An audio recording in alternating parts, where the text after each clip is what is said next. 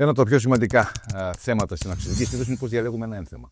Βασικά είναι η ενορχήστρωση 3 μετρήσεων και η μυστική μέτρηση, που δεν είναι μέτρηση, είναι η επιθυμία της ασθενούς. Ποιες είναι οι μετρήσεις? Η μία είναι το πλάτος του στήθους. Δεν πρέπει το ένθεμα να έχει διάμετρο μεγαλύτερο από το πλάτος του στήθους. Δεύτερον, το pinch test. Τσιμπάμε το στήθος και μετρούμε πόσο δέρμα και μαστός υπάρχει στο πάνω μέρος και στο έσω μέρος. Αν είναι πάνω από 3-4 εκατοστά, μπορεί να μπει παντού, και πάνω από το μη και κάτω από το μη. Αν είναι όμως κάτω από 2 εκατοστά, σημαίνει ότι η ασθενής είναι πολύ αδύνατη, το ένθεμα πρέπει να μπει κάτω από το μη για να μην κάνει rippling. Και ένα τρίτο είναι η απόσταση που έχει η φυλή μας με την υπομάστιο με τάση. Εκεί λοιπόν αποφασίζουμε τι ένθεμα θα μπει.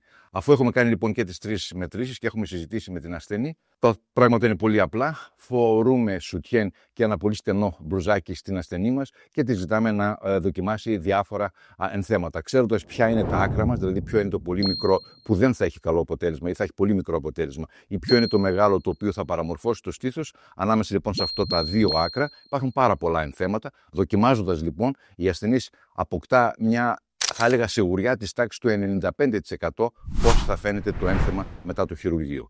Είναι μια τεχνική που εμείς την εφαρμόζουμε τα τελευταία 22-23 χρόνια και δεν μας έχει προδώσει ποτέ.